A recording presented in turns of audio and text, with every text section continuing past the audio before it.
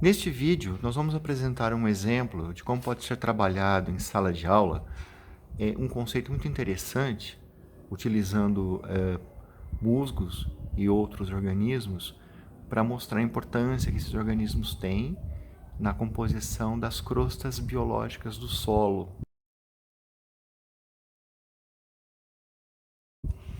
Como o nosso foco é sobre organismos de ambientes úmidos, nós vamos falar principalmente dos musgos, apesar de que não são os únicos que compõem essas crostas, e sendo os principais componentes as cianobactérias e outras algas, algas verdes, por exemplo, líquens, mas os musgos também são componentes importantes.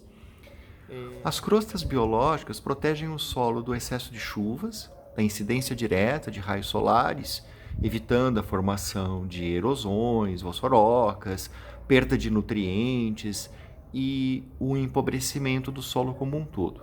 Nesse experimento, nós estamos utilizando como demonstração uma pequena jardineira, dessas comuns, com flores, com plantas e solo fértil.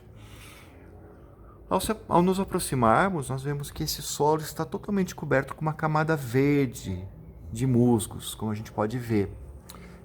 Esse musgo é um musgo conhecido como Bryum argentium, é um musgo muito comum, né, nos nossos ambientes, inclusive nos ambientes urbanos. E formam, como nós podemos ver, uma camada protetora do solo, né? A gente vê que tanto a fauna como a flora se desenvolve perfeitamente, todas as cadeias alimentares estão sendo mantidas, os nutrientes estão sendo bem aproveitados, porque nós temos uma exuberância de flora e de fauna nessa região.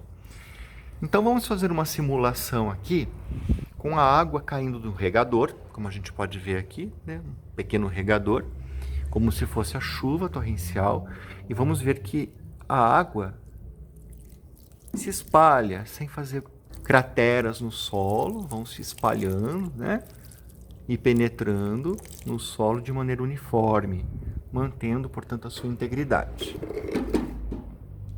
Então dá para ver perfeitamente que ocorre uma absorção homogênea da água no solo, uma integração perfeita, sem a formação de erosões, buracos e outros tipos de deformações na sua estrutura que prejudicariam então a estabilização da comunidade biológica sobre ele. Tá? Agora a gente vai realizar o mesmo experimento num outro vaso que não tem a crosta de musgos protegendo. Vamos lá ver? Voltando então com a nossa demonstração, neste outro vaso, a gente percebe que o solo não está totalmente protegido pela crosta biológica de musgos. O solo está nu, existe uma degradação um pouco maior, né? Em relação, inclusive, aos animais que ali estão.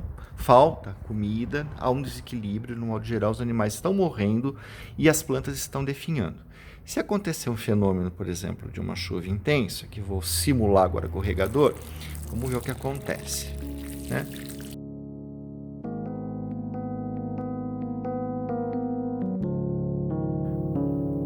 Bom, dá para perceber que raízes ficarão expostas, uma das árvores chegou até cair, raízes ficarão expostas essa outra árvore e, obviamente, existe a formação de uma erosão muito grande, um desnível muito grande, dá para a gente ver assim, lateralmente que ocorreu a formação de uma pequena depressão, que é o primeiro momento, né, da erosão, começa assim.